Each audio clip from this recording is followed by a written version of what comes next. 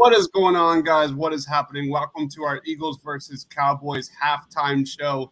The Cowboys lead the Eagles 27. We're talking quick takeaways. Jalen Hurts, 7 of 12, 102 yards, an interception there. Joining me here is my man Shane at _TPL. What's up, Shane? Not the Eagles offense. That's for sure. Yeah, where do we start? Where we go into this game, at least me personally, and you have to limit the Dallas Cowboys on third and shorts. That you start on in the trenches. I thought they played very well in week 2 in the trenches. Here, you would think that's the Cowboys defensive line is the Eagles defensive line. They have dominated the trenches on the ground on offense. That defensive line, it's really just been a myriad of mistakes, bonehead plays, unforced errors on the Eagles. 4 penalties on the Eagles gave the Cowboys 4 first downs. It's been top to bottom just a mess. Shane, what are some of your quick takeaways? Yeah, I mean, I don't know what you do if you're Jonathan Gannon, to be honest. You come into the game and you're worried about the Cowboys passing attack. So, we're playing those split field safety looks, and they're just gashing you. I think this is where you see the value of Brandon Graham as a run defender. But, you drop that extra safety down into the box to get +1 in the box. I don't think our corners can stop the pass either. They haven't stopped the pass. I mean, Dak is 13 of 16 for 148 yards and a touchdown. So the only thing I can think of that you do on defense is you just get crazy. You got to be unpredictable at this point. Their offense is so much better than your defense. Your only hope is that you can just give them something they're not expecting. They're not blitzing. They don't blitz. They've only had 4 blitzes so far through 2 games. They're still rushing 4. I think the 2 blitzes came from Eric Wilson and I believe Jernard Avery. So here we are. That you look at kind of the Eagles and their mistakes here. You had it kills you, man. I'm trying to find my stats here. It's unbelievable. So I can't find it. I don't care. I'll stall for you while you look it up. So yeah, go ahead. I mean, the Eagles are on their 3rd year straight of this strategy of let's just roll out practice squad players at linebacker. Let's not actually get someone that should be in the NFL in our linebacker room. And it's working out just like you would expect. The linebackers can't fill against the run, so you can't play too high safety. You can't play 3 down line. But as soon as you drop that safety down into the box, well, we can't cover anybody either. And so, we don't have the guys to play man coverage. And it's not because Slay and Nelson probably can't match up okay with Cooper and Lamb. It's because our linebackers aren't going to be able to stick with tight ends and running backs. And so it all comes down to me to the linebackers. The Eagles have not had a player since Jordan Hicks that should be on an NFL roster in their linebacker room. And it's the same problem. And it's going to be the same problem until we invest in the position. For me, my problem is you look at, by the way, let's look at joining us. We've got Chris saying hi. Quentin Moore says play calling on both sides of the ball is bad. I'm going to touch on that real soon. They called it Bob Ross, and the draw play was hilarious. Chris says, yeah. So you look at kind of Miles Sanders, Jalen Hurts, 5 total carries for 30 yards. A big chunk of that play came on that 24-yarder by Miles Sanders. That was one of my keys of this game. You had to establish time of possession. You had to keep Dak off the field. You had to do that in order to sell play action. And that's something that the Dallas Cowboys have been exposed this year. And you're not seeing it at all. I just don't understand. Going back to Quentin Moore's comment, I just don't understand this game plan. I don't understand it, especially on offense. This was supposed to be kind of Nick Sirianni's bounce back game after horrific week 2 performance against the Niners. I'm not seeing it in this one, man. And some of this is on Jalen Hurts for sure. He's missing throws. That throw to Jalen Reagor downfield was absolutely horrific. He's missing guys. He's missing Goddard. It's on top to bottom. It's on everybody. But for me, it starts again. Nick Sirianni. I was hoping that he would show some of that week 1 magic. Getting the ball out of Jalen Hurts' hands. You kind of saw it. I love the first 2 plays of this game where, boom, you went to Dallas Goedert in the intermediate area of the field. Boom, you got Quez Watkins to the edge for a 5-6 yard gainer. Then you had that interception to Jalen Reagor. So it's been just a hot mess. Any thoughts on the lack of rushing in this game, because you got to think this Eagles defense is going to be wiped out, exhausted come this second half, right? Yeah, absolutely. I mean, it's hard to get into a game flow when you're going 3-and-out every drive.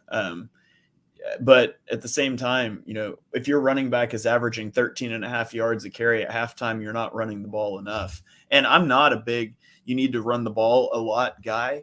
I know what the analytics say. I know that the passing game is where your explosive plays come from. But we knew coming into this game that the Cowboys' defensive front was banged up. They're outweighed by 50 pounds on average to the Eagles' offensive line. Like, this was supposed to be a game where you come in and you pound the rock and then you set up the play action. You can't run play action passes. We get the big sack there at the end of the second quarter. You can't run play action if you're not going to run the ball. Everybody knows that you're not actually running the ball. So play action doesn't work. Like, you don't have to be able to run effectively to run play action, but you have to at least have the threat of running, and the Eagles haven't even tried to run the ball. It's really unfortunate. I mean, like I said, that 3rd and short, keep Dallas out of 3rd and shorts. And that bonehead penalty by Derek Barnett, man, where you had Dallas at 3rd and 8, and then he had an offsides, or I believe so, and then it moved them to 3rd and 3, and then just our linebackers can't keep up with Schultz. That touchdown to Schultz had shades of 2020. I don't know about you, man, but just miscommunication again, just like in week 2 with our corners, with the safeties. They're not reading the ball, and they're just getting exposed, just like we saw in week 2, man. Any thoughts on Gannon overall, and what is going on with this secondary? Yeah, I mean, secondary, both of those plays came down to Marcus Epps not knowing what he's supposed to do. And when you're down to your 4th safety, that's not ever going to go well. There's only so much you can do in that situation. You've got Rodney McLeod's not back yet. Kevon Wallace goes out early in the game. And so it's that safety depth or lack thereof. I mean, yeah, Epps doesn't play that right, but I'm not going to hold Gannon super responsible for a 4th string safety blowing a coverage. I'd like to see the Eagles try out some more man coverage. We've been sitting in that soft zone, rushing 4. It's not working. I'm not saying that you can keep up with the Cowboys playing man coverage, but you've got to at least show that look, because Dak is just picking you apart right now. Yeah, it's when you look at the Eagles through 2.5 games, it's like my first thought is where would this team be without Javon Hargrave? That strip sack he had there was such a massive momentum shift for the Eagles that tied at 7-7. You look at kind of some of the totals here on defense for the Eagles. They have a sack there by Hargrave, and then only one other quarterback hit by Derek Barnett, who has just pretty much his whole career in this first half. You saw it here tonight so far. Just mistakes, bonehead plays, forcing penalties, and then he gets into the backfield, but isn't able to get home on Dak Prescott. We saw that again and again. He's going up against Terrence Steele, who played well in week 2. Don't get me wrong, but the Eagles' defensive line is getting destroyed. That has to be one of the biggest takeaways of this game so far. You look kind of at this Dallas rushing attack: 148 yards, 2 touchdowns. Along of 44 and that's receiving.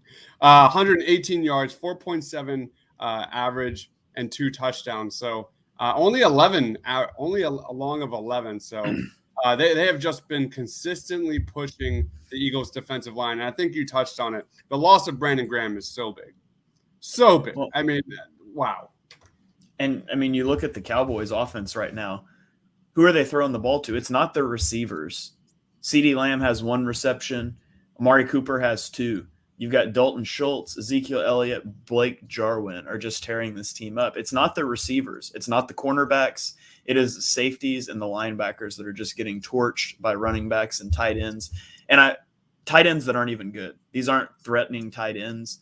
It's baffling to me that the Eagles have faced George Kittle and they've faced Kyle Pitts, but Blake Jarwin and Dalton Schultz are the guys that are just tearing him up right now. Yeah, and you look at 0 points on offense for the Eagles. 0 points. You came into this game thinking you had to put points on the board. Right now, other than Javon Hargrave, it's nothing. So, any final takes, Shane, before we wrap it up, man? Yeah, I mean, Everything's been bad, but the Eagles are down 13. They get the ball to start half. And so if you can somehow make some sort of adjustment, go on a drive here, you can get some energy back. You can feel like you're in this game, but Jalen Hurts and Nick Sirianni have to step it up. The game plan has not been good. Jalen Hurts has been awful. Jalen Hurts has looked like a bad quarterback for the last 6 quarters that he's played in, and he's got to pick it up. He's missing open guys. He's making bad throws. He's bailing from pockets he doesn't need to bail from. And so Jalen Hurts wants this to be his team. This is his time, and it's time to step up. I don't want to hear excuses about the running game. He's got to go make a play, and it starts as soon as we get the ball back after half. You got to convert on third down. The Eagles are 0-4 on third down in this game, man, and you're not going to stop Dak within 10 yards. You're just not. Like, the dude was 20 of 20 last week. He is automatic when it comes to third and short. So the Eagles must be able to play smarter football, limit the penalties. Again, 4 penalties have given the Cowboys 4 first downs. They have to stop that. The bleeding has to stop.